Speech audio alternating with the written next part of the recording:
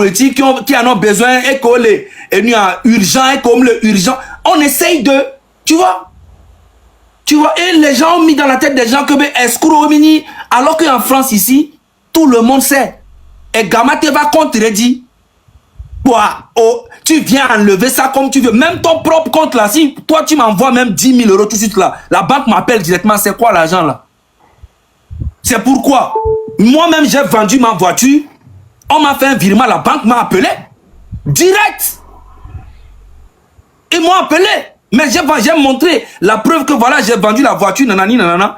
Et pour vous dire que, écoutez-moi très bien, j'ai vendu la voiture depuis 2021. Mais pourquoi c'est en 2025 qu'on vient m'appeler pour me demander l'argent que j'ai reçu en 2021 là? Pourquoi c'est maintenant on me fait? Ça veut dire qu'il y a des trucs, on cherche des trucs sur moi. Est-ce que vous comprenez ce que je dis? Ouais. On fait des enquêtes. Voilà. Une voiture que j'ai vendue en 2021, l'argent est venu, ils m'ont rien dit. Pourquoi c'est en 2025 qu'ils viennent me demander, jusqu'à me demander même l'argent que j'ai eu à cotiser pour Amron? On me demande est-ce que les impôts, ça, ils commencent à faire des choses sur moi et je le sais. Donc ça veut dire qu'à tout moment, les occasions de les Kenibe, Olateva Sonde va daro alo va comme ça gagne on debe on les cale on begbere alo les keni wale au moins aller bailler prison pour toi va au moins 2-3 ans quand même ba si lui tanti va voir. Ils vont le faire. Pas vu comment tu extradé moi on colate ouais. Et même la même chose pour les autres aussi, pour Kodjovi ou pour Mokonzi, pour Togbevi et même pour Ferdinand. Ferdinand il peut pas quand ils vont venir raconter que Ferdinand et Sana les gens ne vont pas croire donc ils peuvent pas. Peut-être que lui, ils vont l'atteindre directement, mais il ne peut pas venir mentir sur lui. Mais un gars, gangster, comme moi, s'ils vont venir dire, ah, ça colle un peu avec lui. Tu comprends?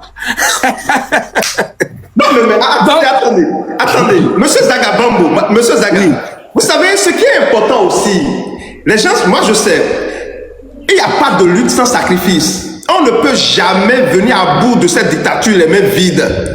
Nous, forcément, il faut des gens pour... Bon, écoutez, on organise... Mais je vais finir vite fait et puis tu reprends. En fait, cette lutte a besoin d'argent. Même les leaders de l'opposition qui sont au Togo, n'importe qui va vouloir bousculer le régime aujourd'hui aura besoin d'argent. Et moi, je vous parle sur le terrain au Togo, on ne doit même pas parler d'un million, on doit parler en milliards. Si vous voulez vraiment voir le Togo vraiment bouger sur tout le territoire, de Lomé jusqu'à Seka, c'est des milliards. C'est pour ça que le régime n'aime pas que les opposants, mais quelqu'un qui est un opposant ait de l'argent. Montrez-moi un seul opposant qui est riche au Togo. Il n'y a pas. Il n'y a pas. Et c'est pour ça que le régime fait tout possible pour que la lutte, les M66 doivent être pauvres, doivent être dans la galère. Comme ça, on peut les corrompre derrière les gens, quelques personnes, pour tirer des informations. Donc moi, si j'ai besoin d'argent, mais je demande au peuple, parce que le peuple sait que je fais un combat.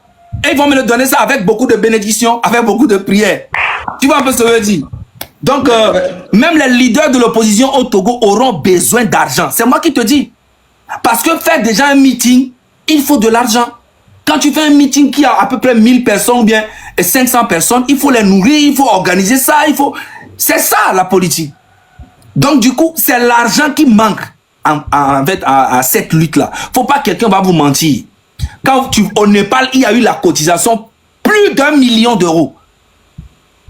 Madagascar, il y a eu des cotisations. À taper sur GoFundMe, vous allez voir, il y a eu plus d'1 million. Le Sénégal, plus de 1 million 200. Le Cameroun, pour le truc, vous n'avez pas vu plus de 800 000 euros. Mais c'est ça que nous m'y avons. Et tiens, on le voit tout possible, soit virus, soit noir, mais oui, alors qu'on a cotisé à peu près même pas 100 millions. Et regardez le travail qu'on a eu à faire. C'est un truc à féliciter. Moi, je viens aujourd'hui féliciter tous ceux qui font cette lutte-là. De M66 jusqu'en bas. De en bas jusqu'à au-dessus de M66. Je vous félicite parce que c'est pas... On n'a aucun moyen, mais regardez ce qu'on a fait. Regardez ce qu'on a fait. On peut faire encore plus que ça si on a les moyens financiers. Et ça, c'est une vérité pure et simple.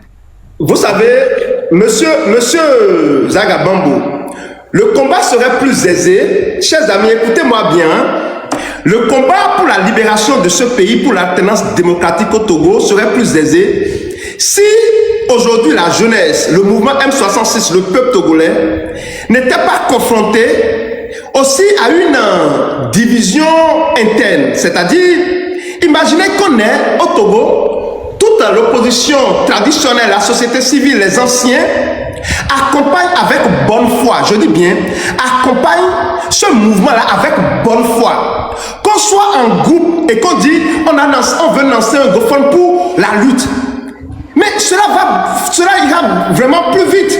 Mais lorsque le GoFundMe a été lancé au Togo, on a vu des opposants togolais qui sont membres des partis politiques, qui organisaient des lives même pour décourager la cotisation là. Alors qu'au même moment, ils veulent que ça change. On a vu des leaders sortis pour décourager la cotisation, pour décourager la mobilisation. Et aujourd'hui, moi, je me demande, est-ce que selon vous, M. Zaga, à un moment donné, peut-être que ce n'est pas encore l'heure, si les gens là ne changent pas de stratégie, s'ils ne se rendent pas compte qu'il est urgent qu'ils puissent se rassembler autour du peuple togolais pour pousser ce peuple-là, est-ce qu'on sera à un moment donné obligé de les combattre également comme nous combattons Fonya Singbe? Dites-nous, M. Zaga. Tout d'abord, je vais te dire, hein, pour combattre déjà Fonya Singbe, il faudrait qu'on soit prêt déjà psychologiquement. Il faudrait déjà qu'on soit éveillé. Je sais qu'on est au moins éveillé à 80% aujourd'hui, mais il y a 20% des virus qui circulent et ça, les gens doutent un petit peu, mais après, ils reviennent quand même à la raison. Par exemple, aujourd'hui, l'arme qu'ils sont en train d'utiliser aujourd'hui, c'est que quelqu'un m'appelle, me dit que fais attention à Dani Aïda. Je dis pourquoi? Il me dit Dani Aïda a été contacté par le régime. Je dis ah bon? Il me dit oui. Mais comment? Je dis ok. Il y a quelqu'un d'autre qui va m'appeler, me dit que fais attention à Togbevi.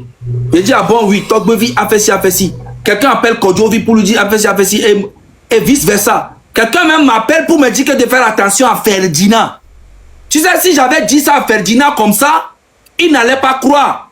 Donc, comme moi, mon portable, il y a toujours l'enregistreur, je lui ai fait écouter, il était choqué. Que la personne m'appelle me dire que c'est Fonya Singbe lui-même qui donne les dossiers à Ferdinand pour qu'il parle de ça. Et si je disais ça comme ça à Ferdinand, il n'allait pas croire. Donc, je lui ai fait écouter. Attendez, M. Zaga, c'est vrai ce que vous affirmez là? Mais je lui ai fait écouter. Ferdinand n'est pas mort. Il m'a dit que c'est fort lui-même qui donne les informations à Ferdinand, de faire très attention à Ferdinand. Tu vois? Et il y a d'autres qui appellent pour dire que de faire très attention à Zaga, il est sur la position de trahir la lutte. Il y a d'autres qui appellent Tantan, il faut faire attention à Tantan. Et ça, c'est incroyable. C'est incroyable. Et il y a des gens qui tombent dans ces genres de pièges. Mais je comprends. Mais il faut faire attention. Aujourd'hui, l'objectif c'est Fonya Singbe. Le Togo doit changer. Les Togolais doivent vivre maintenant de leurs biens, doivent profiter du Togo. Tous les Togolais doivent rentrer chez eux dans leur pays sans avoir peur d'aller en prison. Tous les prisonniers politiques, on doit les libérer sans exception, sans aucune... C'est que gens, on ne doit même pas parler même. Et ça là même déjà, ça c'est le bien même de Fort lui-même. C'est dans son propre bien de se lever, dire que bon, les gars, libérez tous les prisonniers politiques. C'est dans son propre bien, c'est pas pour nous. Pour apaiser déjà le cœur, parce qu'il a des enfants. Faut pas qu'il oublie qu'il a des enfants, il a de la famille, il a ses femmes, il a... Et un jour qu'il va quitter le pouvoir, ça va chauffer. Donc déjà, il faut commencer à aller sur les vrais trucs. Libérer déjà tous les prisonniers politiques sans exception. Et raconter, c'est pas du tout. Il faut laisser tout ça. Et nous sommes là pour le peuple. Le peuple ou rien. La dernière fois, Ferdinand a eu à vous dire que le système de Fonya Singbe, ce n'est pas fort lui-même. C'est tous ces liens de sang. Tous ces liens de sang, le neveu de temps, ceux qui sont en bas de fort, c'est eux-mêmes qui creusent même la tombe même des Togolais. Tu vois? Donc c'est tout un arbre, un baobab, bien enraciné.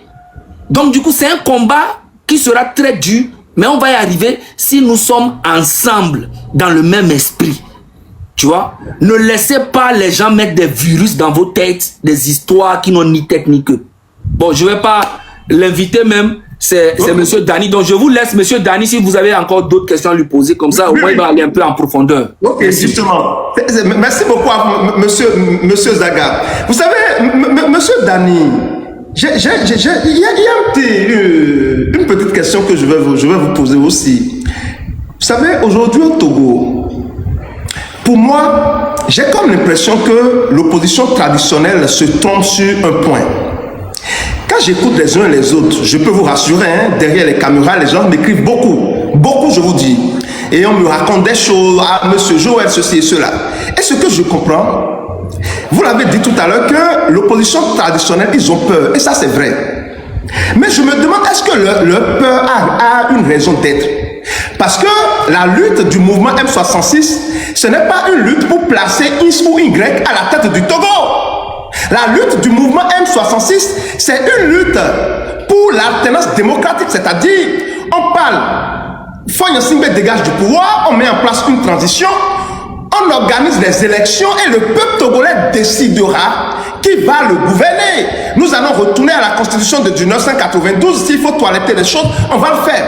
Mais moi je me dis, si nous sommes dans cette logique, pourquoi il devrait même avoir encore une division entre ceux-là qui combattent le régime de Fagne Singbe? Monsieur Dani. Joël, laisse-moi d'abord faire une petite confidence à nos auditeurs. Voilà. Mars 2003.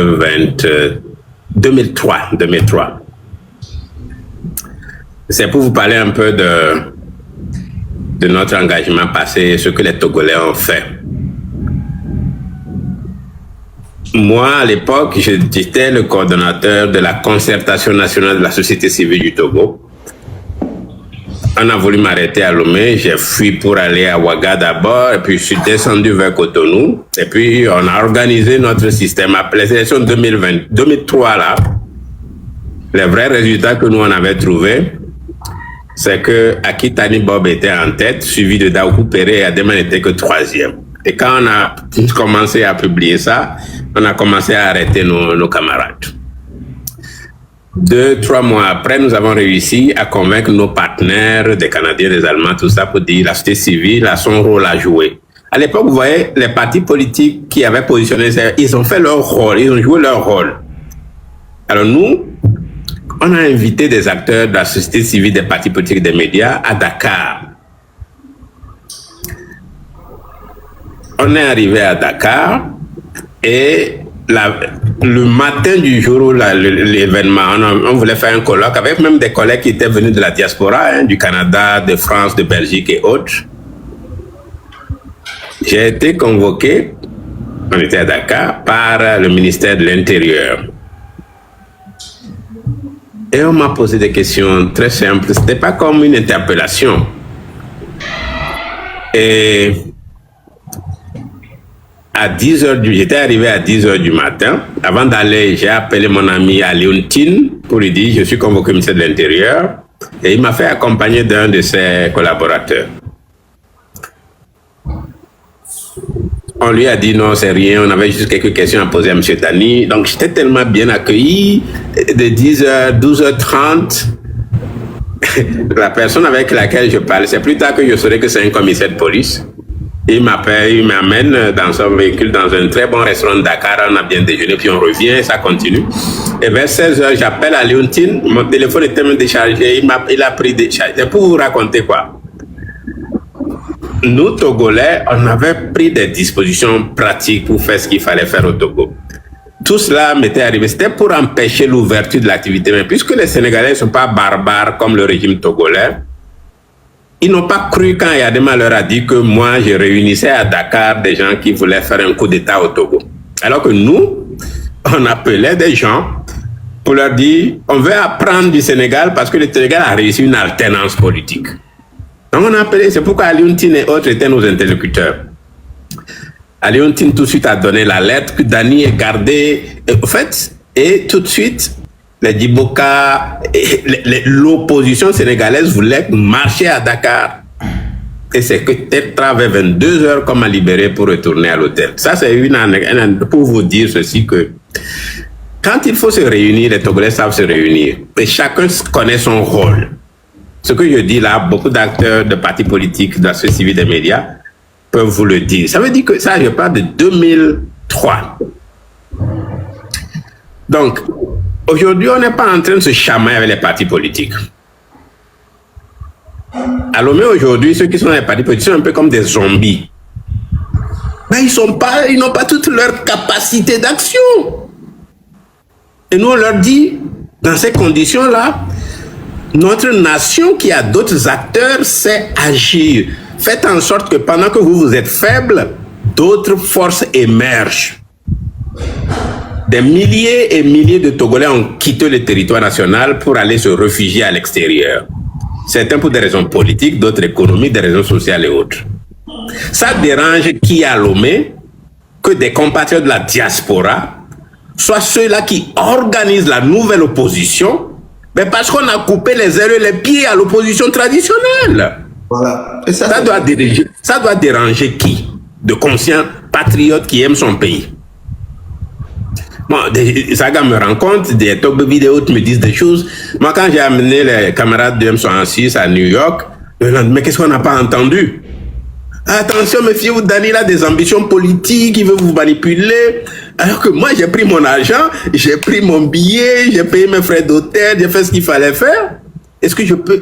Vous voyez, il y a des gens qui sont là, qui sont de grands incapables et qui ne sont même pas capables de mettre $10 dans cette lutte. C'est eux qui sont là à emmerder les Zaga, les Togobi, les Roméo, les Kodjovi pour dire, méfiez-vous de ceci, cela. Parce que ceux-là ont réussi à mobiliser, à mettre de l'ordre dans la diaspora même. La dernière fois, Zaga vous a parlé en novembre de ce petit téléthon. Le téléthon qui n'a donné, moi j'ai honte même de parler de ça, parce que ça n'a rien donné de bon. Moi j'ai vu ce qui se passe dans d'autres pays. Ça n'a rien donné de consistant comme ressource pour un fundraising. Mais qu'est-ce que ça a donné? On a vu 15, 17 organisations de la diaspora togolaise qui ont dit M66, on vous soutient, on va faire la collecte ensemble. Maintenant, moi, je me suis posé la question, pourquoi ces gens soutiennent M66? Ça veut dire qu'ils sont d'accord avec cette façon de lutter. D'accord, on n'a pas réuni l'argent, mais qu'est-ce qu'on s'est réuni? On a réuni des hommes et des femmes togolais qui sont capables de travailler ensemble. C'est ce noyau-là, et depuis lors, on se concerte, on se parle. En aparté, on ne fait pas sur des réseaux sociaux. On fait des Zoom meetings, on fait des Google meetings, et puis on se parle entre nous pour essayer de nous rapprocher encore plus. En faisant ça, il y a une seule personne que nous menaçons, c'est Fornia Singbe, ce n'est pas des opposants qui, en fin de compte, sont nos alliés naturels. Personne ne leur en veut. Mais s'il y a changement à Lomé demain, si nous recréons les conditions d'une compétition politique normale, les acteurs politiques vont se battre. Et puis aller, celui qui a mérité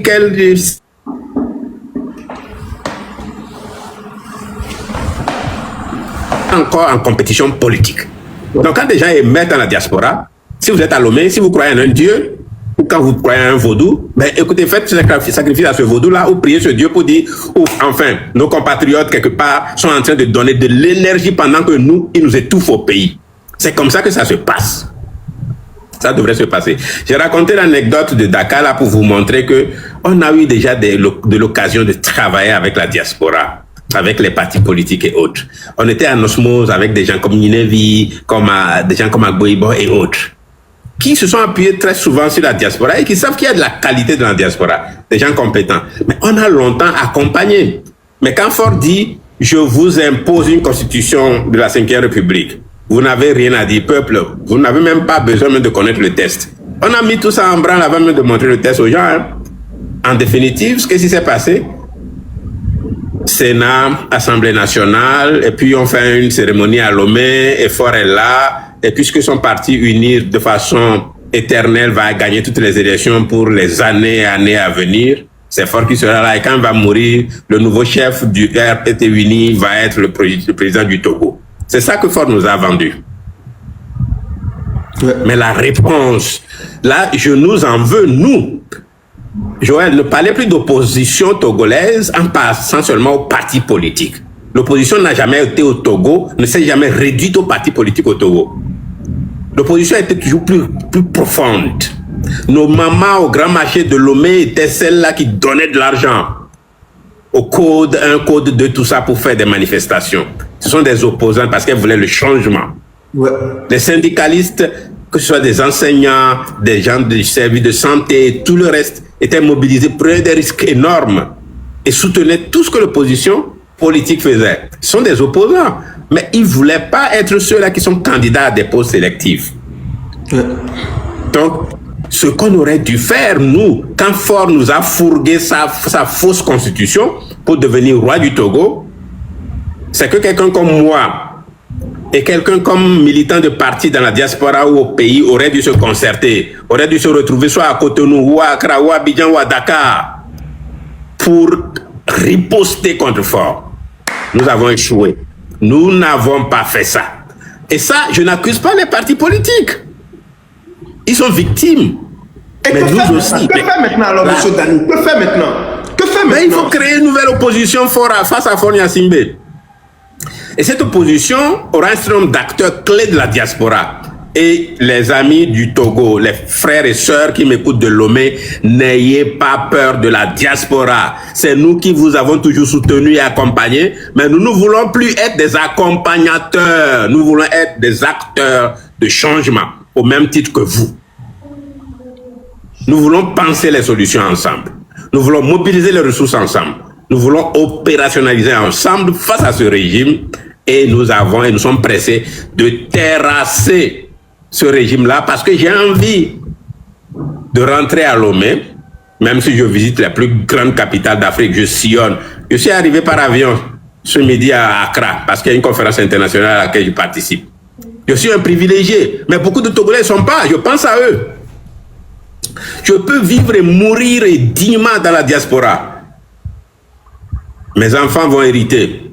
Je peux oublier le Togo. Mais quand on continue à se cramponner à ce bout de territoire, c'est parce qu'on l'aime, parce qu'on est patriote. Mais pas parce que Dani veut devenir quelque chose. Essayons de lever notre capacité de réflexion et d'engagement par rapport à ce pays-là. Donnons-nous la main. Et puis on est là à dire, oh, c'est Faure qui nous divise. Et non, c'est qu'il y a des gens trop incapables dans les forces politiques, citoyennes et patriotiques qui ne sont pas capables d'aller plus loin que ça. Des gens, quand on dit, bon, tu proposes à quelqu'un, les gars, on va se concerter, on va faire quelque chose ensemble. La personne te répond, c'est une idée excellente. Mais quand tu raccroches, il se dit, mais ce qu'on va faire ensemble, là, qui va diriger ça? C'est ça la première réaction. Vous voyez? C'est l'esprit-là du minimalisme qui divise les Togolais. Parce que l'ambition n'est pas assez grande. Soyons prêts, terrassons ce régime-là, réunissons-nous quelque part à Lomé et décidons qui fait quoi. Et il y a tellement de choses à faire dans ce pays-là qu'il y a de la place pour tout le monde.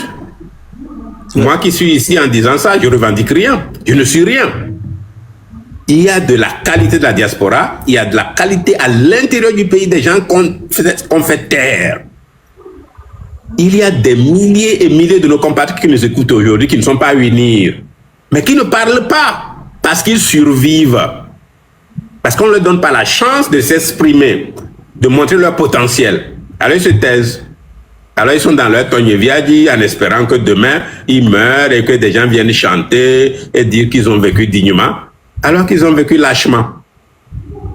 Ok. On arrête là, Monsieur Dani, par rapport à cette nouvelle opposition dont vous parlez, c'est-à-dire une opposition qui va véritablement faire front pour nous débarrasser de ce régime de dictature au Togo, quelles sont les dispositions que vous allez prendre pour ne pas vous retrouver devant l'opposition traditionnelle, ou quelles sont les dispositions que vous allez prendre pour que l'opposition traditionnelle ne se retrouve pas à vous combattre, ou bien à combattre la nouvelle opposition, comme on l'observe avec le mouvement M66. Quelles sont les dispositions?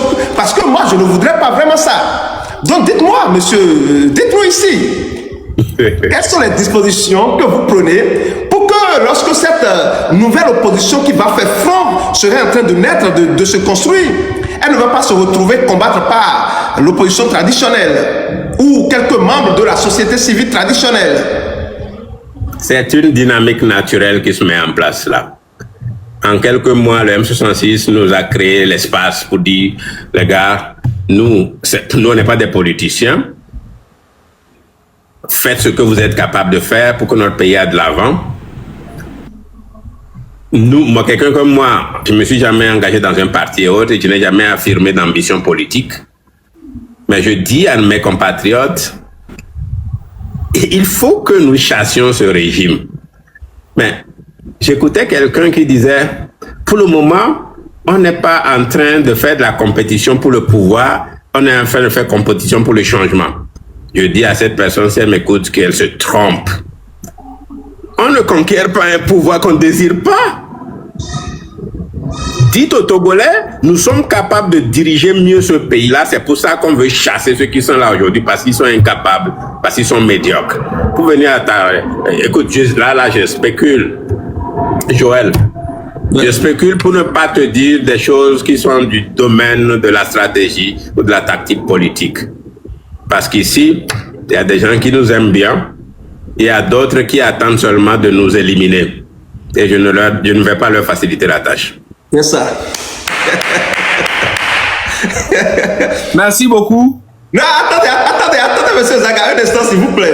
Oui. Je voudrais que monsieur Dani réponde également à cette question. Vous savez, il y a de vos compatriotes également togolais qui croient que oui. Et pourquoi ne pas donner la chance à cette 5e République que voilà, les choses peuvent changer. J'en reçois ici souvent, ils me disent, mais monsieur Joël, peut-être qu'avec la 5e République, les choses vont changer au Togo. On aura de l'eau, on aura de l'électricité, des infrastructures. Alors, que pensez-vous de ça ou bien que leur répondez-vous? Je vous dis que la 5e République, imaginez, vous savez, ce n'est même pas si le régime Gnassingbé, depuis l'assassinat du père de notre indépendance, est resté longtemps à poser des actes, à tuer nos parents, à faire des choses. La chose la plus grave que ce régime a commise et que moi, personnellement, je ne pardonnerai jamais pour autant que ma voix compte, c'est que Faure ait pu fourguer une constitution togolaise, leur fait croire que c'est pour leur bien qu'ils le faisaient. Cette constitution de la 5e République, c'est du habamé total. Je ne sais pas s'il y a une expression en français pour dire ça. Vous voyez? C'est-à-dire que il y a des gens de qualité au Togo, constitutionnalistes, historiens, des sociologues et autres, qui auraient pu dire, on a fait une expérience politique depuis la Constitution 92, qu'est-ce qu'on peut améliorer? Mais Faure a été amené seulement à envoyer cette constitution parce que il a fait 4 mandats et puis il a cherché une issue. Et de grands cancres qui ne s'y connaissent même pas en affaires politiques, en sciences politiques, lui ont dit, il y a un régime où tu n'as pas besoin même d'aller aux élections. Et Faure a pris ça. Il a même acheté ça avant qu'on lui donne une constitution. Donc, écoutez, comment on peut expérimenter ça? Ce n'est pas possible.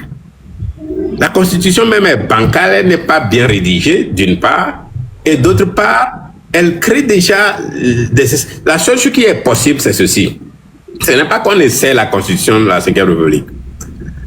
C'est que Faure soit amené à reconnaître que ce qu'il nous a vendu là, c'est de la camelote qu'on ne peut pas accepter, et qu'il fasse marche arrière. J'entends des gens parler de dialogue.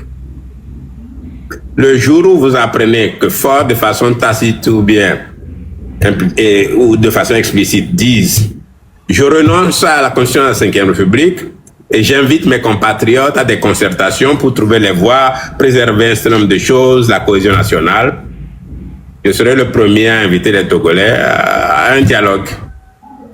Mais il ne faut pas qu'on fasse un dialogue parce qu'on sait qu'il y a des affamés, parce qu'on sait que des gens sont acculés, et qu'il y a des opposants vampires qui sont prêts à tout et qui vont tout accepter. Il n'y a rien à essayer dans cette 5e République. Il faut la combattre et il faut donner la chance aux Togolais de se donner une nouvelle voie. Il n'est peut-être pas possible de retourner à la République précédente, mais il faut remettre le Togo dans la situation où elle était pendant la conférence nationale. Pour dire voilà, les réformes n'ont pas abouti, le régime est peut-être venir à tout galvauder. Maintenant, on fait quoi? Et les Togolais sont capables d'en parler. L'intelligence togolaise, de Kodjo Viakopé jusqu'à Sinkassé, il y en a. et dans des dizaines de pays dans la diaspora, on est prêt à exprimer nos pensées pour montrer à quoi ressemblera la prochaine société au Togo. Donc, mais qu'on ne nous dise pas, expérimentons ça. Si quelqu'un se hasarde à vouloir accompagner la 5e République, il devient notre ennemi et nous allons le combattre. Merci beaucoup à vous, monsieur Dani. Alors, monsieur Dani dit, aucun Togolais digne de ce nom ne peut accompagner cette 5e République. Parce que cette 5e République est une insulte envers le peuple togolais et la terre togolaise, chers amis, et c'est une vérité. Nous sommes tous d'accord sur ce point. Alors, monsieur Zaga, vous vouliez ajouter quelque chose par rapport à ce que notre invité vient de dire? Bon, même en écran, parce que moi, dans 4 minutes, je vais partir. Voilà, on a fait près de 1h20. Donc, tout d'abord, avant de commencer, vous voyez à quoi ça sert quand vous partagez. Là, nous sommes à 19 000 personnes. Je vais réactualiser ça et vous allez voir. Je réactualise. Tac. Ouais. Là, nous sommes à combien? 19 800 personnes. Ouais. Ok. 19 800 personnes qui regardent le live. C'est à ça, ça sert de partager. C'est qui vient de monter, monsieur Mike. Ok. Ok. Les gars, calmez-vous. Les modos, calmez-vous. Attendez. Ok. Bon, moi, avant de partir, je tiens à te dire merci et je tiens à dire merci aussi au grand frère Dani Aïda. Et je tiens à dire merci à tous ces Togolais qui sont déterminés. Il n'y a rien à faire. C'est que on est condamné à faire cette lutte pour la génération future. Nous sommes condamnés, c'est comme ça. Sinon, ça va. Vous savez très bien comment le Togo est aujourd'hui. Amérique, les Togolais, il y a Togo, les Nyonton, ils sont pas vidéo, c'est Togo, et nous, qu'on a mot, à monter le pompo. Hein? Midasi, n'pa, et ni avec Marama, ma pobe, est-ce que les filles, Marama, pobe, ma tête, poney, ma. Yemnia bele, Mara. Inokame.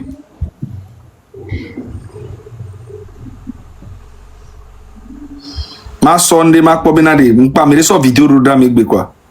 Non, il y a vidéo asso. Voilà, vidéo ya. Moi-même, je viens du sport. Je transpire grave. Féléa agité, Zagabambo, Dobevi Petou, Roméo Monkey, Kodo Viton Brun, Jenny Jemisseuse. Toute la clique qui se fait passer pour ceux qui ont le monopole du peuple. C'est ça qu'on appelle le peuple. Quand il y a arrangement, ça fait mal à quelqu'un. C'est ça qu'on appelle le peuple. C'est ce côté seulement ça. C'est ce côté seulement ça. On a dit sport, footing citoyen, action citoyenne. Derrière un seul nom. Derrière un seul nom. Dès qu'on a créé tout, boy. Tous derrière le président du conseil, son excellence M. Fort Gnassingbé. Mais tu racontes n'importe quoi. Je vais vous expliquer. Hein.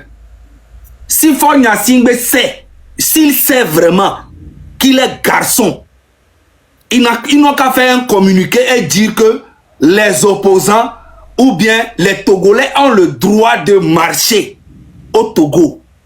Si c'est qu'il est garçon, ça là, tu es en train de montrer, ça là c'est du monde ça. Quelques personnes qui rentrent dans un ça là c'est du monde. Et tu parles de Sokodé. Et puis, on sait, lui-même il n'était même pas là. Et puis ça là c'est quoi? C'est rien. Petit frère, dis à Fort Gnassingbé, à son gouvernement, de faire un communiqué, dire que les Togolais, vous avez le droit de manifester à partir d'aujourd'hui. Et on va annoncer une date. Et vous allez voir. Vous allez voir quelque chose. Vous savez pourquoi vous avez coupé Internet pendant 4, 5, 6 mois. Vous savez pourquoi vous avez sorti les miliciens. Vous savez pourquoi vous avez sorti des militaires. Mi osé. Ne au leader d'opposition ou bien Jean-Pierre Fabre ou bien PNP. Alors tout ça là, il y a un leader de l'opposition qui n'a qu'à annoncer une date. Il a autorisé marche. Même il y a pas tu cuilez. Et là, vous allez voir le vrai peuple dehors. C'est parce qu'ils ont peur. C'est tout. Vous avez réussi à mettre la peur dans la tête de beaucoup de... Mais aujourd'hui, ça commence... Les gens commencent à s'éveiller. Les gens commencent à avoir le courage pour parler. Essaye seulement. Essaye de mettre que non. Hein? Mais vive la manifestation, on l'a autorisé. Ça, c'est la première chose. Deuxième chose, Fonyasime, essaye de dire un jour que tu quittes le pouvoir, que tu démissionnes. Tu annonces ça à la télé. Tu vas voir la joie. Tu vas voir la joie qui sera au Togo. Essaye seulement. Ou bien, essayez seulement de dire qu'il y a un coup d'état. Or que Fonyasime n'est plus au pouvoir. Essayez de faire un petit buzz comme ça. Et puis vous allez voir la joie qui sera au Togo et dans toute la diaspora. Bombo Klato. Mais comme il y a dans noir, non. Faites ça, vous allez voir. Essayez seulement 1 minute. Quelqu'un n'a qu'à venir à la télé, te dire que Fonyasime a démissionné, il ne veut plus être au pouvoir. Et vous allez voir ce qui va se passer. Vous êtes fous? On vous paye des miettes, vous êtes là sur les réseaux en train de faire du n'importe quoi. Bombo clat. Moi, je vais vous laisser. Tous ceux qui sont dans le live, j'ai lancé ma cagnotte personnelle, Zaga. C'est sur ma page Facebook. Il y a d'autres personnes qui ont les liens. C'est sur ma page Facebook. Allez démontrer à ces gros plaisantins là qu'on n'a pas besoin de leur argent. Voilà, moi mes fans sont là. Allez-y, tapotez. Voilà, allez-y, mettez ce que vous pouvez mettre là-bas. C'est ça. J'en ai besoin. J'ai besoin de vous. Merci beaucoup. Merci Zaga, c'est très fort. Merci beaucoup à vous, monsieur Zaga. Après l'émission, moi je vais donner 500 €. Donc celui qui peut donner la carte. Merci beaucoup. C'est ça. Ouais, merci beaucoup à vous. Les gens vont mourir. Et je sais que, monsieur Dani, tu as aussi des bras longs. Si tu partages le lien seulement, c'est fini. On a Je vais partager les comptes sur moi. Merci beaucoup à vous, merci beaucoup à vous. Et vous, comme ils ont dit que j'ai acheté une voiture avec l'argent de Téléthon, peut-être que cette fois-ci, je vais vraiment acheter une voiture. Bon, Adoui, oui, bon. M'appelez-moi. Et puis, eh Dieu, non. Amela coule y'avait. Puis vite d'appeler-moi. Merci beaucoup. Merci. Alors on va permettre aux compatriotes de monter, mais vous montez, vous allez parler avec monsieur Dani pendant 5 minutes. 5 minutes chacun, vous finissez. Oui, c'est vrai, parce que il faut quand même pas, tu vois. Voilà, on va les gens vont dire 5 minutes maximum et puis c'est bon. 5 minutes par personne. Et ça va pas trop, on va prendre peut-être une dizaine de personnes, ça dépend de la disponibilité de monsieur Dani. Non. Donc 5 minutes par personne. 5 minutes par personne, dizaine là, ça fait déjà 1 heure. Hein. Il faut compter. Ok. Ok, à tout à l'heure. Merci beaucoup à vous, Zaga Bambo. Merci beaucoup. Merci. Alors, chers amis, monsieur Mike. Oui, bonsoir. Bonsoir à vous. Vous avez 5 minutes à vous entretenir avec monsieur Dani. Non, c'est une personne. C'est comment je vais dire, une personne à la fois. Ne montez pas 2 personnes, s'il vous plaît. Une personne à la fois. Bonsoir, monsieur Dani. Voilà, une personne à la fois, s'il vous plaît. Lorsque ça fait les 5 minutes, donnez le temps de parole à monsieur Mike, 5 minutes. Donc, lorsqu'il finit, vous allez monter quelqu'un d'autre. Voilà. Allez-y, monsieur Mike. Bonsoir tout le monde, bonsoir à l'invité, monsieur Dani. Bonsoir, Mike. D'abord, je voudrais vous remercier pour tout ce que vous faites pour la jeunesse togolaise et tout l'effort que vous avez consenti dans cette lutte. Maintenant, ma question est la suivante. Nous venons de constater que ces derniers temps, surtout vers la fin de l'année, il y a eu des prisonniers politiques qui ont été libérés. Pensez-vous que les actions que vous avez menées ensemble avec le M66 lors du congrès de l'ONU tout récemment a porté ses fruits? Pour la libération de ces prisonniers-là? Oui, monsieur. Autrement dit, ça décide comment bien la question, c'est est-ce que nous revendiquons cette libération comme étant à l'actif de nos démarches? Les actions que vous avez menées hier. Bon, je pense qu'il y a plusieurs entités, organisations au niveau national comme international qui ont revendiqué la libération des prisonniers. Il serait prétentieux pour une seule organisation de revendiquer cela. Encore que, vous savez, là encore, Faure et son régime ont bluffé, ils n'ont même pas libéré nos compatriotes. Et ils les ont laissés rentrer chez eux à la maison en les obligeant à venir pointer régulièrement pour montrer qu'ils sont toujours tenus en laisse. Vous savez, ce n'est pas encore une libération véritable. Donc, la réponse courte est non. Ce n'est même pas quelque chose à revendiquer. Je n'en suis pas fier. En 2022 et 2023, j'étais à Lomé. J'étais venu pour renouveler mon passeport et voir ma famille. Je suis allé au SCRIC. J'ai passé au moins 2 heures à chaque fois et j'ai tenu à voir quelqu'un comme Omolu, la gendarmerie. Les gendarmes qui étaient là m'ont interviewé, m'ont posé plein de questions. Je croyais qu'on allait me laisser le rencontrer. Je ne l'ai pas fait. Donc, si quelqu'un comme Omolu est encore là, parce qu'on m'avait obligé à l'époque à avoir une autorisation du doyen des juges pour venir le voir, il n'a pas pu le faire. Donc, je crois que non, on n'aime pas. Ce n'est pas une performance à célébrer. C'est plutôt Faure qui joue encore, juste parce qu'on était en début d'année, il voulait montrer qu'il est. Je ne vais pas trop garder la ligne, je vais donner la chance aux autres aussi de poser leurs questions. Vous pouvez me descendre, merci. Oui, monsieur Dani, votre micro est fermé. Attendez. Votre micro est fermé, monsieur Dani. Monsieur Dani, votre micro est fermé.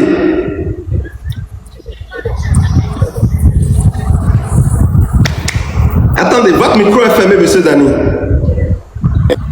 Vérifiez votre micro. Voilà, c'est bon maintenant. Ok, c'est bon. Ok, monsieur Mac, c'est bon? Oui, c'est bon, c'est bon. Je vous remercie. Je vais donner la chance aux autres aussi. Merci. Merci beaucoup à vous, monsieur Mac. Merci beaucoup. Alors, chers amis. Excusez-moi, tout à l'heure, il y a un appel qui rentrait dans le call, c'est pour cela que mon micro était off. Oui, ok. Attendez, voilà. Ils sont tous descendus. Chers amis, vous avez 3 minutes. Désormais, c'est 3 minutes, s'il vous plaît. 3 minutes pour poser une question, 2 questions rapidement à monsieur Dani. Et il va nous répondre. Donc, ceux qui sont dans les commentaires, ceux qui veulent poser des questions, voilà. Désiré Métatron, bonsoir à vous. Bonsoir, monsieur Dani, c'est Désiré Agbekponou. Bonsoir, Désiré. Comment allez-vous? On rend grâce à Dieu. Oui, merci pour tous les efforts qui ont été faits jusque-là. Le combat ne fait que commencer, je pense. Mais moi, ma question est relative au choix que nous avons fait pour cette lutte. Si on regarde les premiers régimes présidentiels, après Olympio, il y a eu Gruniewski, et puis l'armée a pris le pouvoir. Et l'armée a manipulé le peuple togolais, tous les politiciens togolais, y compris le côté indépendantiste ou bien progressiste et tout ça, pour se maintenir au pouvoir, jusqu'à l'extension de l'armée, du pouvoir de l'armée, c'est Faure Gnassingbé. C'est un régime militaire de façade. Pourquoi est-ce que nous choisissons une lutte pacifique contre un régime militaire de plus de 60 ans? Est-ce que nous avons peur de perdre cette guerre si nous choisissons la lutte armée ou combinaison armée et civile révolutionnaire? Pourquoi on choisit toujours de se taire et de choisir les voies diplomatiques? Voilà, c'est tout ce que je voulais.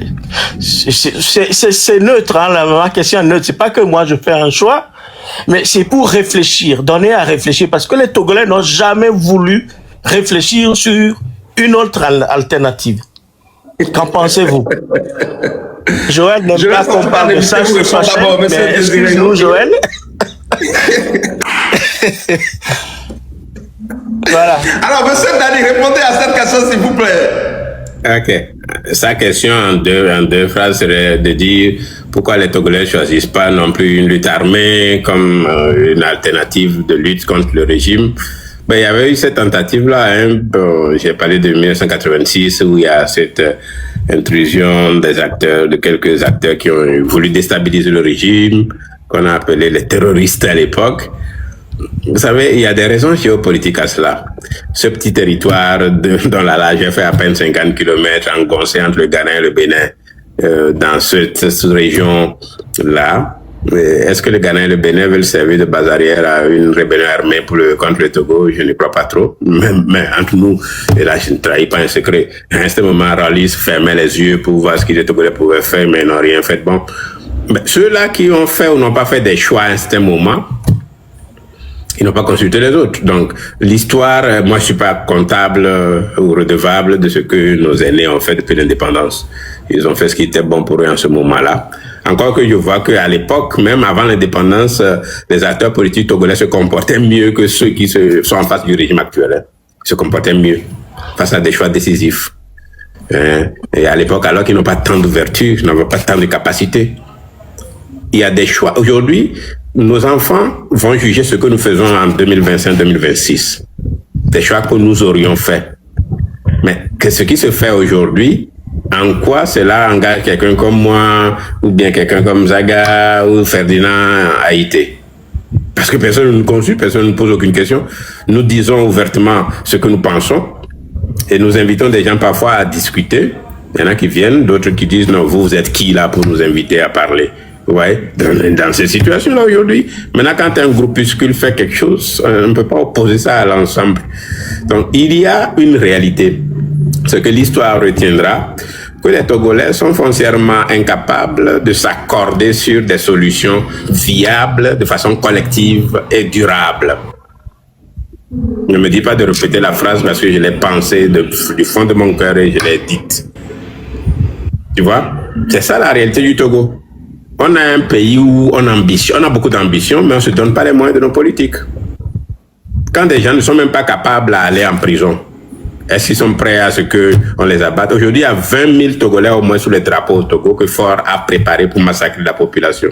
Quelqu'un comme moi ne va pas pas encourager quelque chose pour que demain à Lomé, on ait des milliers de gens qui meurent à Lomé juste parce qu'ils ont voulu détrôner ce régime. Les conditions ne sont pas réunies pour une lutte armée au Togo. Parce que Ford et avant lui son père se sont préparés pour ça. Il n'y a que la population qui peut mettre à terre ce régime-là sous le contrôle du monde entier en regardant. On est aussi faible que le peuple iranien aujourd'hui. On est aussi faible que le peuple tibétain aujourd'hui. Quand je discute avec des pays comme la Serbie, Monténégro et autres, ils ne sont pas loin de nous. Parce qu'ils étaient dominés aussi par des régimes communistes et des régimes archaïques comme le nôtre. Mais nous sommes voisins du Bénin, qui a passé cette étape. Le Bénin qui a expérimenté du marxisme-léninisme, qui a réussi sa conférence nationale, qui a balbutié, mais qui a eu des alternances, et qui aujourd'hui est sur une trajectoire de développement. Nous, on n'a pas eu cette chance-là. Pas parce qu'on est maudit, mais parce qu'on a trop de gens qui ne veulent pas aller au-delà de ce que, de façon intrinsèque, ils sont capables de faire seuls. Vous voyez? On préfère allumer des lives pour se critiquer, mais quand vous appelez les mêmes personnes pour dire parlons-nous pour voir au moins sur quoi on s'entend, ils ne sont pas capables. Ça, c'est l'esprit. Si j'étais encore un journaliste à Lomé, j'aurais traité ça d'un esprit d'Adidogo qui ne sont pas capables d'aller au-delà de leurs ambitions. Merci beaucoup à vous, M. Dani, pour cette belle réponse. Merci beaucoup. Alors, nous avons... Merci. Monsieur Dani, Merci, vous êtes satisfait? Oui, c'est très bien. Merci pour l'analyse. C'est tout ce que j'aimerais entendre. Merci beaucoup à vous, M. Désiré. Vous pouvez me descendre. Hein. Oui, merci. Alors, Amazon Aïcha Abdoulaye.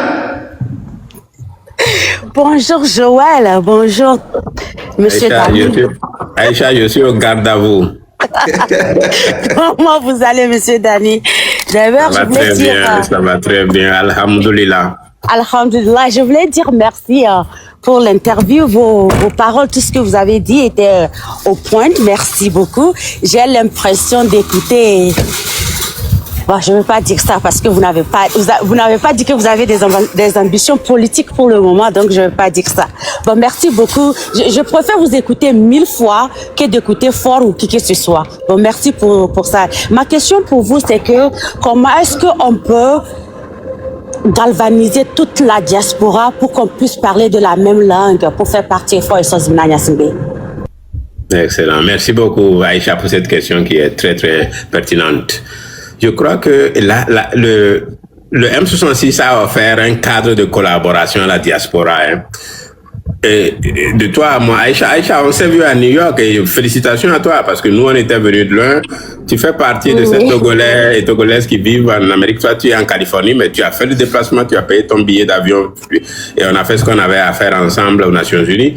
Et c'est ça, c'est ce qu'il fallait faire quand on est dans la diaspora, sans se poser de questions. Aujourd'hui, la diaspora aussi...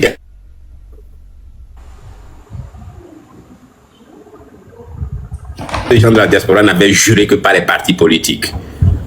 Vous voyez? Maintenant, il y a certains qui ont commencé à comprendre que les partis là, fort les a vidés de leur sang. Ce ne sont plus des êtres capables d'opérer de façon autonome.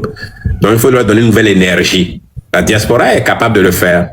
Et quand je dis comme ça, ça donne un téléthon, je vois qu'il y a au moins une dizaine d'organisations qui continuent à se parler. Il y a un petit comité qui est créé pour gérer les miettes de ce téléthon-là, où je vois des gens vraiment de qualité qui se concertent pour dire qu'est-ce qu'on peut faire. À vrai dire, le vrai problème au Togo c'est pas une question de ressources financières. C'est une question d'avoir un projet commun qui rallie des gens et d'avoir la discipline qu'il faut pour faire marcher cela. Beaucoup de Togolais sont indisciplinés alors qu'ils se prennent pour des patriotes. Quand on est dans une lutte de libération, il y a certaines choses, quand on te dit de le faire, tu fermes les yeux, tu le fais et puis tu attends. Tu n'as pas besoin de tout comprendre. Mais il y a des Togolais qui sont parfois, qui exigent trop des autres et qui se imposent eux-mêmes aucune discipline et que c'est les premiers encore à demander des comptes. Donc, mais au niveau de la diaspora, il y a un début de compréhension qui se met en place, qui fait que de plus en plus de gens se parlent. Après New York, par exemple, moi j'étais très très impressionné qu'on nous a invités à Minneapolis, la ville que Ford, c'est son sosie américain, Trump qui essaie de les martyriser aujourd'hui. Je ferme la parenthèse. En gros, la diaspora est en train de se rapprocher. La diaspora est en train de proposer des formules et en contact avec les partis politiques, la société civile et autres au niveau du terrain. Donc je crois que la diaspora est capable de montrer la voie d'une nouvelle forme d'opposition face à la dictature. Et je répète ce que j'ai déjà dit. De grâce, frères et sœurs des partis politiques à Lomé, ce n'est pas contre vos intérêts. La même diaspora qui vous a tendu la main hier, qui vous a soutenu, est capable aujourd'hui de jouer notre rôle. Pas pour prendre vos places, mais pour préparer l'avenir commun qui doit être radieux et qui doit bénéficier à tous. Voilà, Aïcha, j'ai peut-être été plus loin que ta question, mais je crois que le pays, le peuple nous attend et nous sommes obligés, nous, diaspora, de montrer de quoi nous sommes capables et c'est le moment de le faire. Merci beaucoup, Monsieur Dani. Merci, Joël, pour tout ce que tu fais. J'ai promis à Joël que je lui donnerai une femme nigérienne, une de mes petites sœurs. Mon père a beaucoup de filles. Il aura une jeune fille nigérienne pour se marier, pour tout ce qu'il fait pour le Togo. Merci beaucoup. Merci beaucoup à vous, Madame Aïcha. Merci. En tout cas, nous les Africains, nous sommes des polygames, donc je ne peux pas dire non. Ah bon, Joël? Je vérifierai ça. À mon prochain passage à Cotonou, je vais parler à ton épouse. Merci beaucoup. Merci alors. Monsieur Torreza, bonsoir. Bonsoir Joël, ça fait longtemps. Vraiment. Les meilleurs vœux. Hein? Vraiment. Bénédiction. Merci. Mais... Monsieur Dani, bonsoir. Oui, bonsoir. Ça me fait plaisir de vous revoir encore. Et à chaque fois, quand je vous vois, ça me rassure. Ça me rassure comme quoi on a encore des gens compétents au Togo. Et pour cela, nos petits frères seront toujours contents et seront toujours derrière M66 pour faire dégager Faure Gnassingbé, le médiocre là qui nous embête dans le pays. Normalement, je voulais vous poser une question, mais M. Désiré m'avait dévancé. Mais je vais un peu retourner la question. C'est-à-dire que pour le plan B, je veux qu'on fasse quelque chose contre Faure Gnassingbé. Au cas où les Togolais ne veulent pas se lever pour aller libérer nos compatriotes dans les prisons du Togo. Nous, dans la diaspora, on doit décider de faire quelque chose contre Faure Gnassingbé. Parce que jusqu'à présent, il croit que il est plus fort que le peuple togolais. Comme il est venu par médiocrité et à l'appui des armes de son père pour nous fatiguer, et il a pris le pouvoir, il se permet de faire n'importe quoi au pouvoir. Et nous les Togolais, nous ne sommes pas d'accord avec tout ce qu'il fait. Et on ne l'aime même pas. On ne veut pas de lui. Et il n'est pas notre président. Donc, je veux supplier les Togolais d'arrêter de l'appeler Monsieur le Président, Monsieur PCM, etc., etc. Parce qu'il n'est pas reconnu, il est illégitime avec son gouvernement, avec tous ces vieux et des vieilles là qui l'accompagnent au pouvoir. Ils sont des illégaux. Nous ne les reconnaissons pas. Donc voilà ce que je veux partager avec le peuple togolais ici présent, et de se lever pour trouver une solution à nos compatriotes qui sont dans les prisons. Ce régime, nous devons les désobéir. C'est ça. Parce qu'ils ne sont pas légaux. Et on n'a pas de permission à leur demander. Il faut qu'on les déracine. Un point, c'est tout.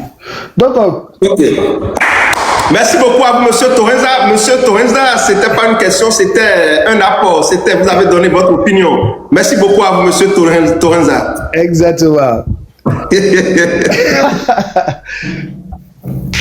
Allez. Merci beaucoup. Alors, ok. Mais j'ai un commentaire par rapport à ce qu'il a. Ok, allez-y, avant qu'on ne donne la parole à Monsieur Kalas. Parce que j'ai promis d'être franc avec vous ce soir. Ouais. Je ne prends jamais au sérieux des Togolais qui veulent faire des choses de ce genre et qui en parlent en public. Donc je n'accorde aucun crédit à ce qu'ils viennent de dire. Je m'arrête là. Merci beaucoup à vous, Monsieur Dani Aïda. Merci beaucoup, merci à vous pour cette réponse. Merci beaucoup. Alors, Monsieur Kalas de Kalas, rebonsoir à vous. Rebonsoir, mon frère Dani. Il doit savoir reconnaître la voix. Évidemment, donc, mon cher. Ah oui, ça bien mon poignet. Donc, tu me dois beaucoup, hein. N'oublie pas que on va en parler après. Donc, je tiens à te remercier. Dire devant le peuple, si tu continues, je vais tout dévoiler ici. Ah, on ne dévoile pas tout, hein, sinon ça sera Nyagami. Et donc, je tiens à te remercier, compatriote de lutte. Je tiens à te remercier. Et ton dévouement, notamment, et tout ce que tu fais en sourdine.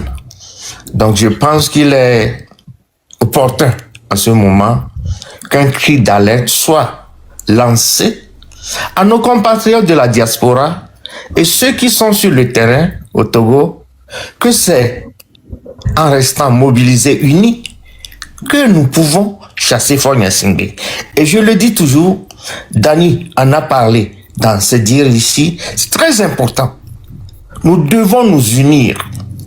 Surtout, quelqu'un m'a appelé pour la diaspora américaine. Hier, on a parlé plus de 30 minutes. Il me dit, Ben, faites quelque chose pour que la diaspora américaine et canadienne s'unissent. Et c'est encore très important. Et quel est votre avis sur ça? Dani a parlé en sourdine, mais si tu peux, au moins aussi, à ton niveau ce soir, lancer aussi un cri d'alerte que c'est en restant unis que nous allons pouvoir finir avec le dictat de Faure Gnassingbé. Merci, mon frère. Vous pouvez me descendre, hein? Ok, d'accord. Mais ne parle pas avant que j'ai réagi, s'il te plaît. Ben. Non, non. Joël, je peux aller? Oui, allez-y, monsieur. Non, non, allez-y.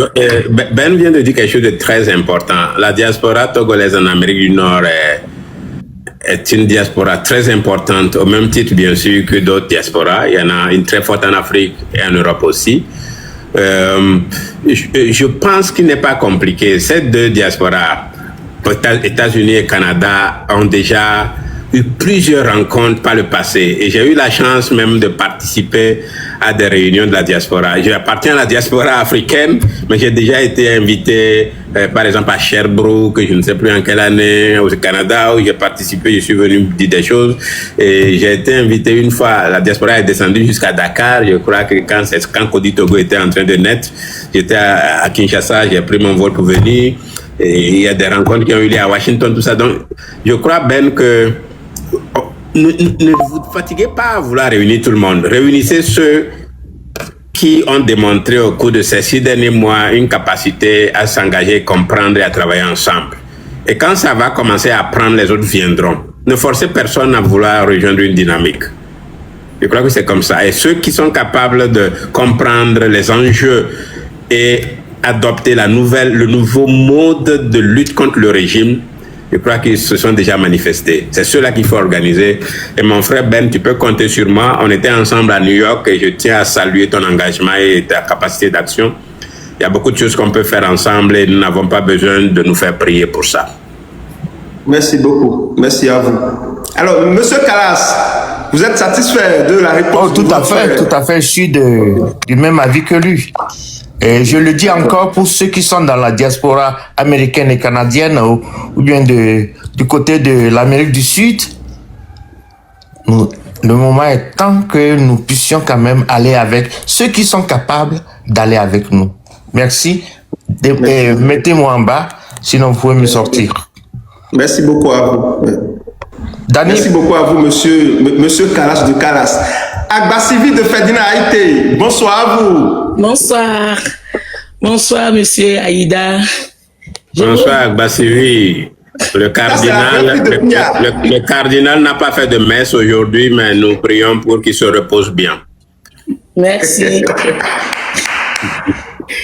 Bonsoir. Alors, la vraie fille de Pia, votre question à notre invité. Oui, la vraie fille de Pia. Je vais poser la question à monsieur Aïda. Monsieur Aïda, en ce moment, la population de Yoto souffre d'un manque d'eau dans toute cette préfecture. Et tous les jours, les habitants font des lives.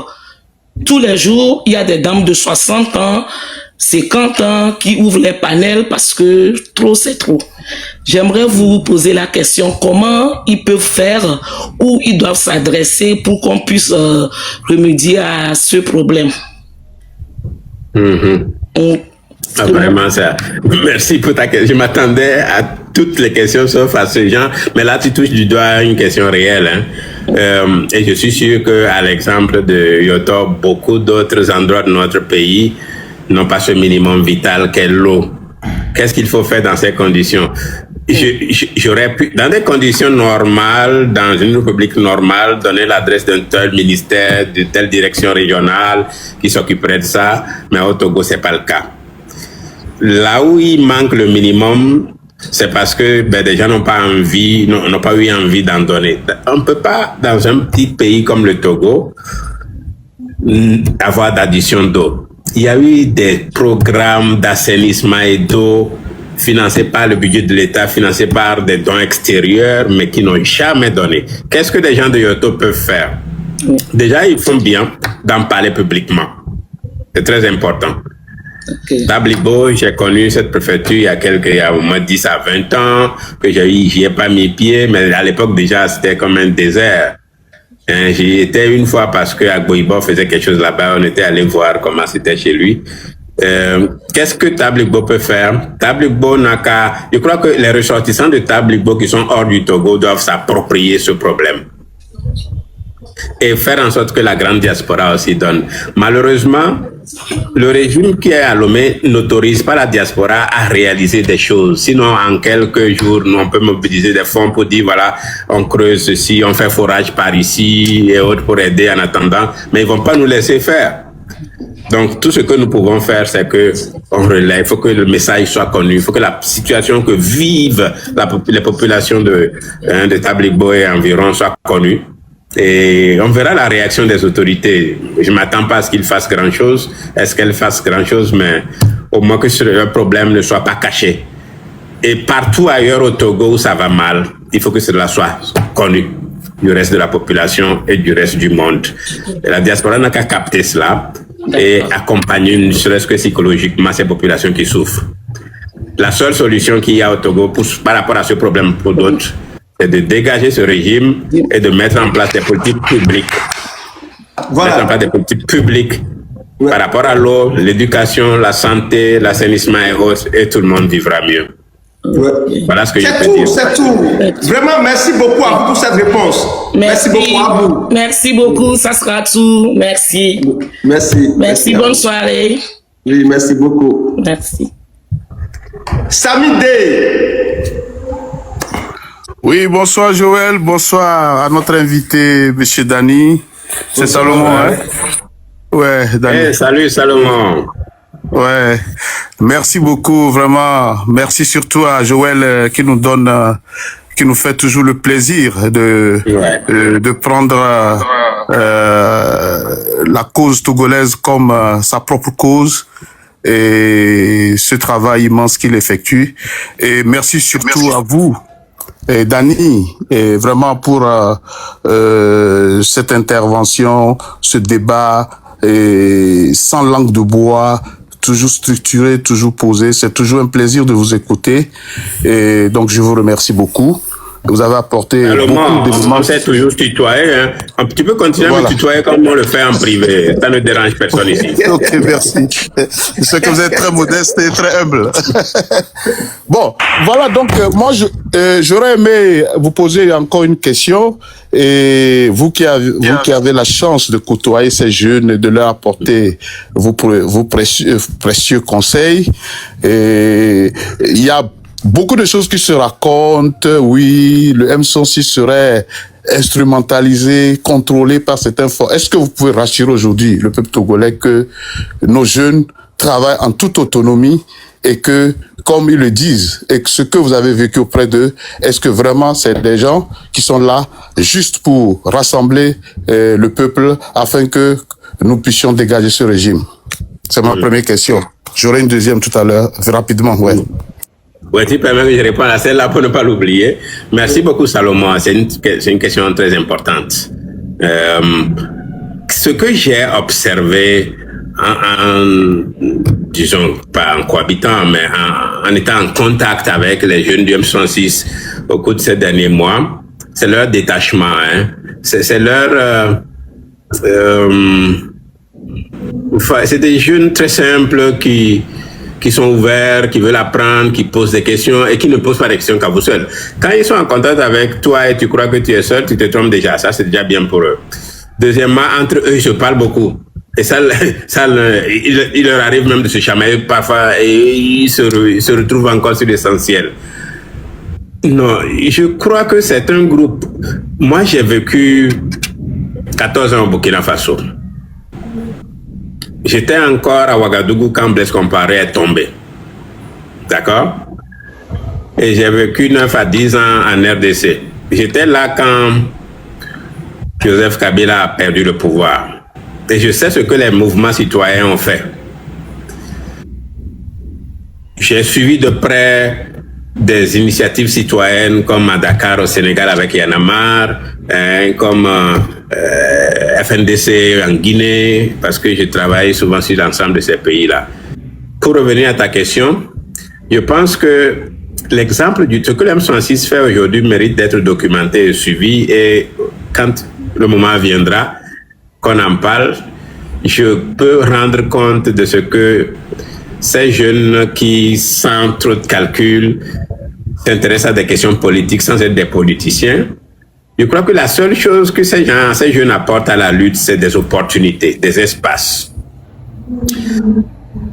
Alors, quelle garantie cela apporte et est-ce que ça peut aider, est-ce que ça peut donner de l'espoir?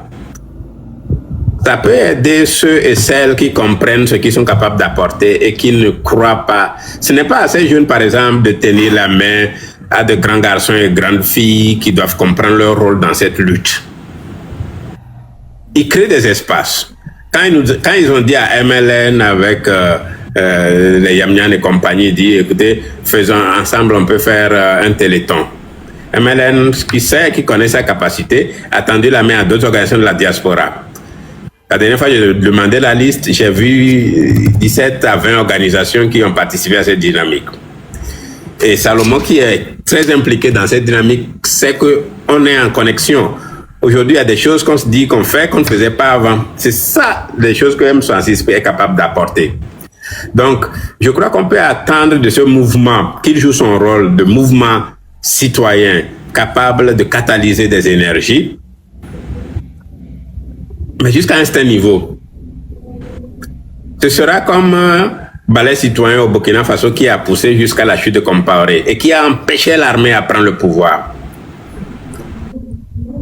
Mais ils ne peuvent pas faire plus que ça. Il faut que d'autres compatriotes, d'autres patriotes sachent ce qu'on peut faire d'une transition, par exemple, et ce qu'on peut faire de façon durable. Malheureusement, les Burkinabés, à cause de l'extrémisme violent du terrorisme qui s'en est mêlé, n'ont pas pu jouir de cette révolution-là. Mais je pense qu'au Togo, on a appris ces leçons. N'attendez pas du M66 ce qu'un mouvement citoyen ne peut pas apporter à une nation. Il faut que des gens capables et qui ont des ambitions, il faut que Salomon et Dani sachent que il y a de grands médiocres dans les ministères au Togo que Salomon et Dani pourraient remplacer pour faire mieux. Et Salomon et Dani doivent être conscients pour ne pas faire croire aux gens qui n'ont pas d'ambition. Et ils ne peuvent pas chasser ces médiocres dans les ministères s'ils ne s'affichent pas. Pour ça. Donc j'invite Salomon et Dani à sortir de leur cocon et à montrer leur ambition. C'est ça qui va aiguillonner la lutte. Et les Salomon et Dani, il y en a des centaines dans la diaspora et il faut qu'ils arrêtent de se cacher. Je m'arrête là, cher ami Salomon. Merci beaucoup à vous, monsieur Samidé. Vos minutes sont passées. Hein? Oui, merci. Je vous ai entendu tout à l'heure peindre un peu le tableau sombre de l'opposition. Est-ce que vous n'allez pas quand même leur accorder un bénéfice de doute et peut-être encore prêcher davantage pour que nos frères des partis politiques, je veux parler, là, puisque l'opposition togolaise est plurielle, quand nous parlons de l'opposition, comme vous l'avez bien distingué, c'est toutes les forces démocratiques qui constituent en soi l'opposition. Et je pense quand même que c'est vrai, il y a cette peur, vous l'avez bien, ou bien tu l'as bien, comme tu ne veux pas que je te, comme tu veux que je te tutoie. Et je pense que quand même, c'est un comportement naturel, hein, la peur. Mais il faudrait quand même, une fois encore, que nous continuions à prêcher pour que ensemble, nous savons que ces partis, comme tu l'as bien décrit,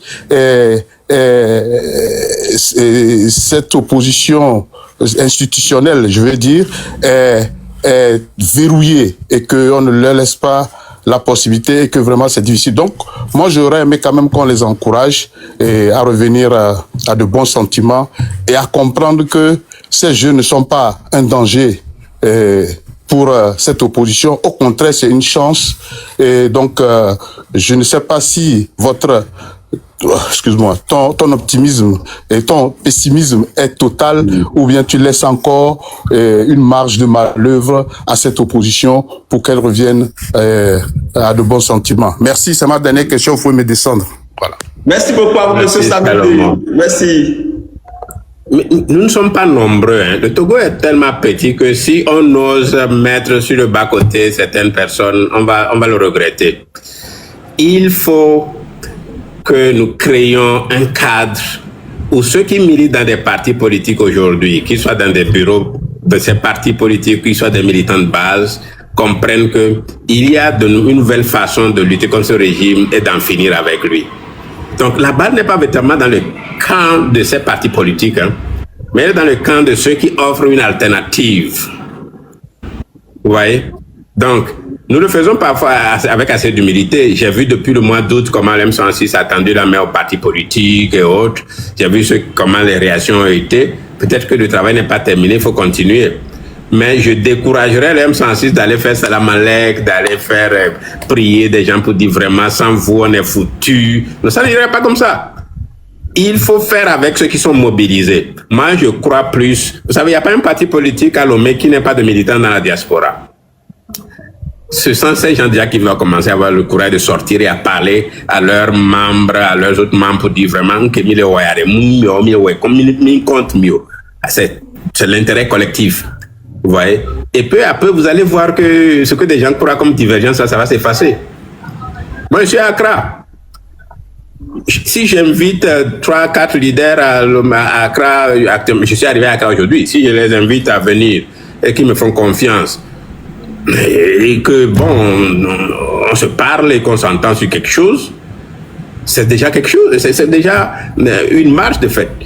On peut se réunir à Abuja, on peut se réunir à Conakry ou bien à Kinshasa ou n'importe où ailleurs. Voilà des possibilités qu'on a. Donc, à que des gens arrêtent à avoir peur. Fort n'est pas fort parce qu'il nous empêche de faire des choses. Fort est fort parce que nous n'osons pas faire ce que nous aurions dû faire. Ouais. Merci beaucoup. Je crois que c'est ça la véritable problématique à laquelle on doit faire face. Merci beaucoup à vous, Monsieur Dani, pour cette belle réponse. Alors, Monsieur Bikefoul, allez-y, posez votre question à Monsieur Dani. D'accord. Bonsoir tout le monde. Bonsoir, Monsieur Dani. Et merci pour votre intervention. D'abord, je tiens à vous dire grand merci pour tout ce que vous faites pour le peuple togolais. C'est vraiment un geste très, très à saluer. Et je vous encourage beaucoup. Et merci beaucoup. Bon, j'ai deux petites questions pour vous. Mais je vais commencer par celle-là. Pardon. Vous êtes d'accord avec moi que les élections ne vont pas chasser Faure Gnassingbé au pouvoir? Ça, c'est juste une question que si vous pouvez me répondre vite fait. Oui, il a déjà dit ici que les élections ne... Voilà. Si oui, ne pensez-vous pas que ces opposants qui veulent aller aux élections, c'est parce qu'ils n'ont pas d'autres sources de revenus et que c'est à cause de leur ventre qu'ils veulent aller à ces élections? Ça, c'est ma première question. Parce que quand c'est la deuxième question. Oui, parce que c'est en plus, c'est des élections municipales, hein? C'est pas des élections présidentielles, en fait. Donc, ça, c'est ma première question. Et voilà. Et ma deuxième question. Ne pensez-vous pas que ces gens-là qui ne soutiennent pas le mouvement, ces opposants qui ne soutiennent pas le mouvement M106, qui n'appuient pas les mots d'ordre, ne pensez-vous pas que c'est parce que, ils pensent que pour eux c'est fini, ou bien que c'est la jalousie, que c'est fini, et que pour eux, le peuple togolais n'a plus confiance en eux, et que même s'il faut dégage, ils ne pourront plus jamais être président de la République, raison pour laquelle ils font tout ça là? Ça, c'est mes deux questions que je voudrais vous poser. Merci. Ah, des questions qui sont pas faciles. C'est dans la bouche de M. Dani, vous pouvez manger votre piment ou quoi? Attention, je vais lui prêter ma bouche pour manger ce piment-là. Allez-y. Non, entre nous, on peut critiquer l'opposition, mais il faut respecter ceux qui animent cette opposition-là face à ce régime répressif. J'ai du respect pour ceux qui tiennent encore debout. En fait, c'est pas eux le problème, hein. C'est ceux qui les ont réduits à l'état où ils sont. C'est eux qui sont nos problèmes à nous. Vous voyez? Donc, est-ce que les gens vont aux élections parce que ils n'ont que ça pour manger? Non, je ne crois pas. Je connais la capacité intrinsèque d'un Togolais, homme ou femme. Le Togolais est capable de renaître, capable de... Écoutez, il y a beaucoup d'acteurs qui se sont engagés en politique au Togo et quand ils ont vu que c'est compliqué, ils se sont reconvertis à autre chose ou ils ont quitté le pays. Ceux qui sont restés ont cru que c'est un devoir pour eux. Maintenant, quand l'espace a continué à être verrouillé, est-ce qu'ils ont accommodé leur stratégie, leur tactique politique à ça? C'est ça qui n'a pas été le cas.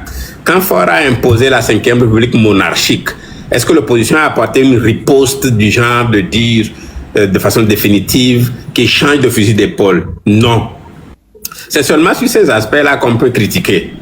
Mais les gens hommes et femmes, ce sont des gens qui sont comme vous et moi, qui sont capables du meilleur comme du pire. Mais je crois qu'on ne peut pas juste dire, écoutez, moi quand je suis allé voir Fabre dans sa mairie, j'ai vu un homme qui est motivé par le souci de rendre des services à ses administrés. Je n'ai pas vu quelqu'un qui est satisfait d'une situation, non. Et Fabre, ça fait longtemps que je le fréquentais et on était en contact pendant longtemps, on s'appelle et autres. Donc je respecte ce monsieur.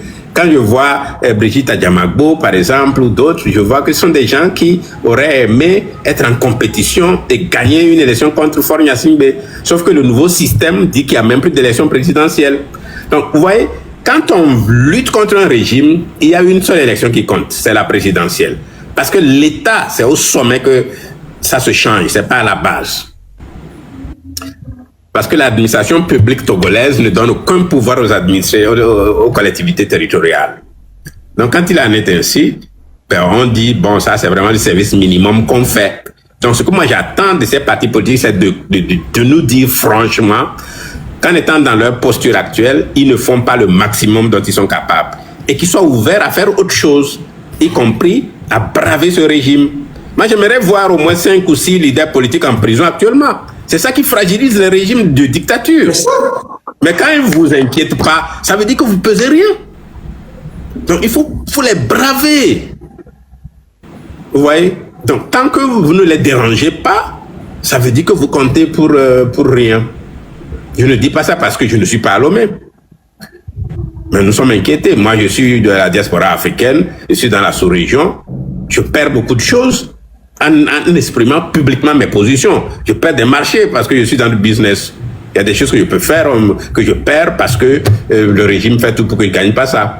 Il y a même des comptes bancaires qu'on me bloque et je sais pourquoi on le fait, mais je n'en parle pas. Donc voilà la réalité de la lutte. On vous verrouille à Lomé, mais il y a des échappatoires. Si Joël peut me rappeler brièvement la deuxième question, je pourrais y répondre rapidement. Bon, vous avez déjà répondu à cette question, hein? Ok, très bien. Tant mieux alors. Merci beaucoup. L'essentiel a été dit, monsieur Dani. Merci beaucoup à vous. Alors, monsieur ZZcom, allez-y pour votre question. 3 minutes. C'est monsieur Zigzag. Bon, bonsoir Joël. Zigzag, bonsoir à vous. Voilà. Bonsoir, chers compatriotes, monsieur Aïda. Bonsoir. Voilà, je suis très ému et très reconnaissant par rapport à votre lutte, vous qui vous êtes mis au service de la cause togolaise. Merci pour tout ce que vous faites. J'avais juste 2 questions. Mais entre-temps, je pense que vous avez répondu à une question, c'était votre regard par rapport aux partis politiques au Togo. Mais c'est déjà répondu, donc je passe cette question. Mais en fait, ma deuxième question... ZZ. Oui. J'avais répondu, mais j'ajoute ceci. Il nous appartient de faire renaître l'opposition partisane au Togo. Faure a mis cette opposition dans une situation groggy. Vous voyez, groggy, c'est quand on donne un coup de poing à un boxeur, il n'est pas totalement KO. Vous voyez, actuellement, l'opposition est dans cette posture-là, elle est groggy. C'est pas encore KO. Mais c'est à nous de faire renaître cette opposition partisane. Jusqu'à ce que Faure ait le courage, par exemple, de supprimer tous les partis politiques. Et là, on saura qu'il est devenu un monarque. Et puisque nous, on ne se reconnaît pas comme ses sujets, ben, il saura de quel bois nous nous chauffons. Voilà, je vous retourne la parole. D'accord, ok, très bien. En tout cas, merci, parce que ça sera quand même fort de supprimer tous les partis politiques au Togo. Là, on atteindra le compte. Ça, c'est sûr. Ma dernière question, pour être rapide, vous, travaillant au service de cette lutte et pour la cause togolaise, j'aimerais connaître votre regard. Quelle lecture vous faites de l'architecture globale de cette lutte? J'entends par là les divisions qu'il y a, les lavages de cerveau qu'il y a, des gens que le régime manipule qui se transforment. Comment pourrait-on rêver ou imaginer, et sans rentrer dans une grande stratégie, l'issue de cette lutte pour nous conduire, pour replacer le Togo sur une voie démocratique, s'il vous plaît? Merci. Merci beaucoup. Je vais répondre pas pour vous rassurer, mais pour brouiller encore les choses à ceux qui ne comprennent pas ce qui se passe. Si le M66, ses alliés tiennent encore face à ce régime, c'est parce que le régime n'arrive pas à les lire, vous voyez. Ils n'ont pas de lecture. Et ils n'arrivent pas à annihiler cette frange d'opposition face à eux. Qu'est-ce qu'il faut faire? C'est qu'il faut encore complexifier la chose. Il faut rendre encore cette dynamique-là plus forte, mais avec des niveaux de complication que le régime ne peut pas maîtriser. D'accord. Okay. Avec des rôles qui sont partagés, y compris à des acteurs de terrain qui vont surprendre ce régime au moment où il s'y attend le moins. Vous savez, dans tous les ministères, à travers le territoire national, avec leur démembrement déconcentré et autres, il y a des gens, quand la nuit, ils rêvent d'un changement. S'ils n'osent pas rêver d'un changement de régime, ils rêvent d'un mieux-être. Et ils continuent à faire ce rêve parce que ceux qui les dirigent ne sont pas bons, ils sont médiocres, ils sont mauvais. C'est à nous de capitaliser sur ça là comme ferment pour apporter le changement. Et c'est ça qu'on doit créer. Faisons des choses que le régime ne comprend pas. Inventons nos solutions. Et c'est ça qui est en train de se faire. Et voilà la famille, j'espère bien que vous avez tous suivi la vidéo du début jusqu'à la fin. Les gars, n'hésitez pas à donner vos avis dans les commentaires, à dire ce que vous en pensez sur cette sortie de Zaga Bambo sur le panel de Joël. Voilà, et dites-moi vraiment ce que vous en pensez. Et aussi, n'oubliez pas à vous abonner massivement à cette chaîne pour ne rien manquer sur les infos, les actualités de l'Afrique. Voilà. Et j'espère bien que vous avez kiffé. Bisous, je vous aime. Ciao.